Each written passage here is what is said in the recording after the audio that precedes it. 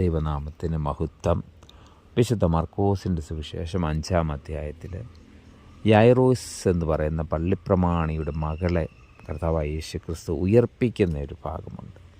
അപ്പോൾ ഈ ഒരു വചനത്തിലൂടെ, ഈ ഒരു അധ്യായത്തിലൂടെ നമ്മൾ ഒന്ന് വായിച്ച് മുന്നോട്ട് പോകുമ്പോൾ ഒരു ഭാഗത്ത് കർത്താവായ യേശുക്രിസ്തുവും യായിറോസും കൂടി ഇങ്ങനെ പുരുഷാരത്തോട് ചേർന്ന് യായിറോസിൻ്റെ വീട്ടിലേക്ക് പോകുകയാണ്. അതിനിടയിൽ രക്തസ്രാവക്കാരിയായ ഒരു സ്ത്രീയെ കാണുന്നു, അവളെ സൗഖ്യമാക്കുന്നു. വീണ്ടും മുന്നോട്ട് നീങ്ങുമ്പോൾ ഒരു ബാല്യക്കാരൻ യായിറോസിൻ്റെ വീട്ടിൽ നിന്ന് ഓടി വന്നിട്ട് പറയുകയാണ്, നിൻ്റെ മകൾ മരിച്ചുപോയി, ഇനിയും ഗുരുവിനെ അസഹ്യപ്പെടുത്തണ്ട. ഇന്നും നമ്മുടെ ജീവിതത്തിൽ നമ്മൾ നിരന്തരം കേൾക്കുന്ന ചില വർത്തമാനങ്ങളാണ്.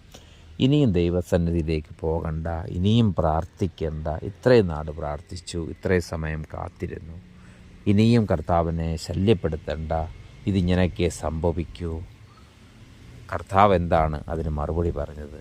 കർത്താവ് ആ ഭയപ്പെടുത്തുന്ന വാർത്തയെ പരിഗണിച്ചില്ല.